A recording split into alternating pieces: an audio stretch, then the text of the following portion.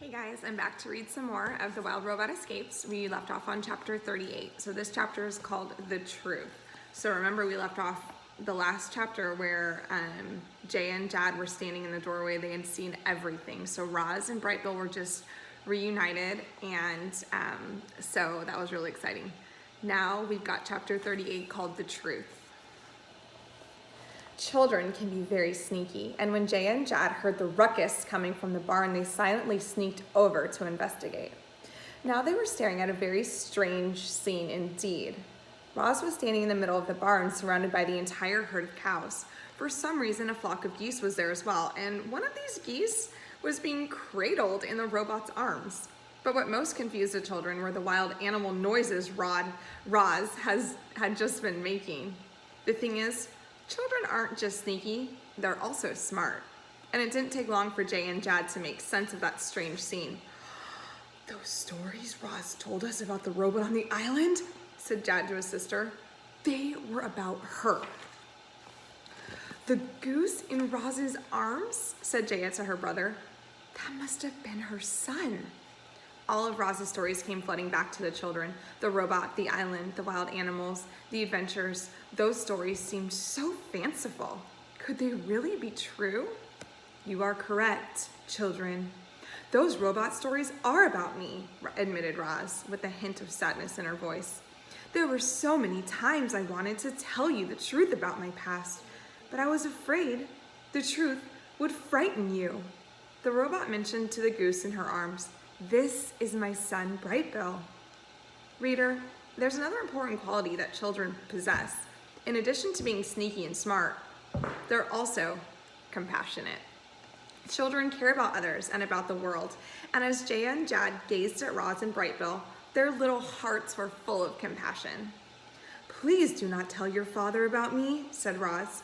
"To him, I am just a machine. If he learns the truth, he will send me back to the robot factory, where I will be destroyed. But you must do what you feel is right. My life is in your hands now." The children looked at each other and smiled. "Don't worry, Roz," said Jaya. "Your secret is safe with us," said Jad. Chapter 39, The Allies. And we've talked about that word quite a bit this year. So we know an ally is like a team. It's people who band together.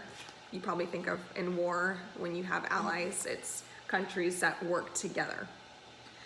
Jay and Jad would do anything to have their own mother back, so they understood how happy Bright Bill and Roz must have felt in that moment. But they also understood that this happy moment, it couldn't last forever. Bright Bill couldn't live on the farm, and Roz couldn't be her true self around their father. Life just seemed so unfair. The children knew what needed to happen. "Roz, you need to go home," said Jaya. "You need to be with your family and your friends on your island," said Jad. "I wish I could go home, but your father would never allow it," said Roz. "Just run away," said the girl. "I ran away once. It was easy.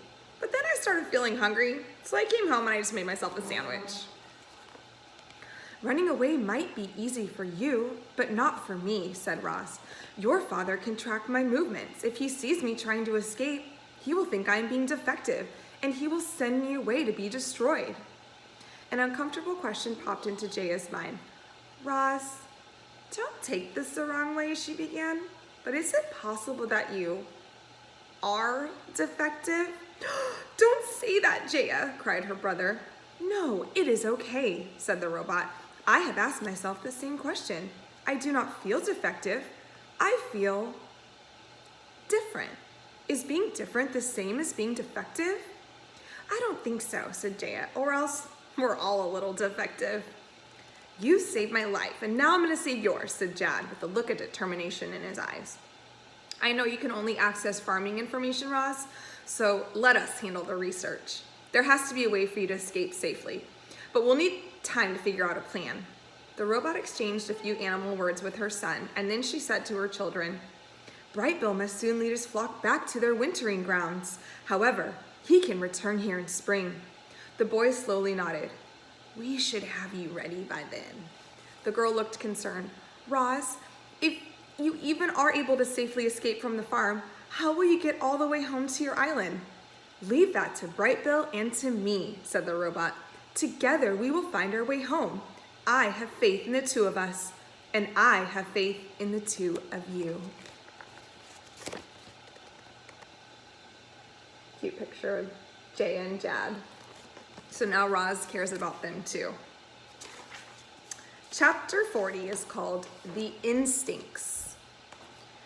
The next few days were a blur. Roz rushed through her daily tasks so she could have more time with the flock. The geese talked about Chit-Chat the squirrel and the beaver family and the other family and animals on the island. Roz talked about the robot factory and the Sharifs and life on the farm. But the geese were always aware of their instincts, calling them back to the warm wintering grounds. And when they awoke one morning to find the countryside dusted with snow, they knew it was time to go. By some miracle, Roz and Brightbill had been reunited, and now they had to say goodbye all over again. The flock stood in the pasture with Roz as the children in the herd looked on. Brightbill fluttered up to his mother's shoulder and wrapped his wings around her face.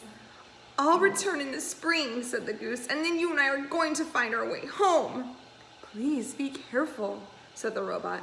"I do not want to lose you again." "We'll keep your son out of trouble," squawked Loudwing with a smile. The geese waved goodbye to Roz and their new farm friends. Then Brightbill shook his tail feathers, beat his wings, and led his flock into the sky.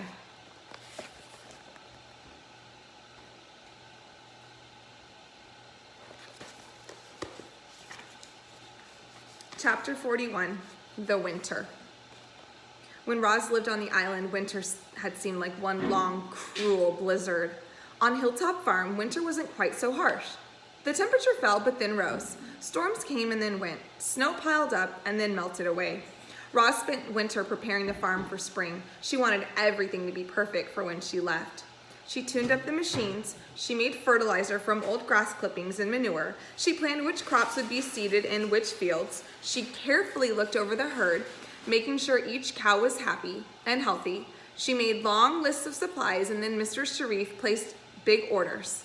The herding machine hauled bales of hay into the pasture, and the cows gathered around to eat, steam puffing from their mouths.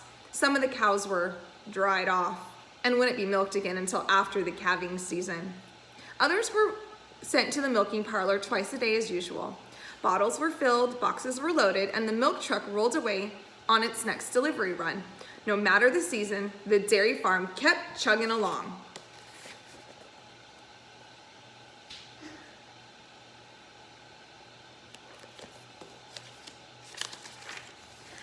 Every day after school, Jay and Jad ran to their bedrooms and got right to their homework. And when their homework was finished, their secret studies began. They researched the design and construction and maintenance of Rozum robots, hoping to discover some way for Roz to safely escape. The information wasn't easy to be found, but the children were persistent, and after weeks of work, they finally found what they were searching for. Chapter 42 is called The Plan. Jaya pressed a button on the side of the milking parlor, and the door hummed open. She and her brother stepped inside and wound their way past gleaming pipes and tanks and over to where Roz was cleaning some equipment. "We found a diagram of your design," said Jaya. "We think we can help you escape." "The problem is your transmitter," said Jad. "That's the device that sends out your electronic signal. If we can remove your transmitter, you'll be able to run away whenever you want without anyone tracking you." "Do you know how to remove it?" asked Roz. "I think so," the boy chuckled nervously. "But we won't know for sure until we open you up and we take a look." "We'll have to do it late at night," said Jaya, "when Dad is sleeping.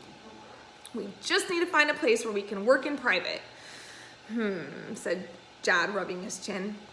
"How about that old barn?" said Roz. "It is quiet and hidden. I can prepare the barn today and you can operate on me tonight." Everyone agreed, and the plan was set.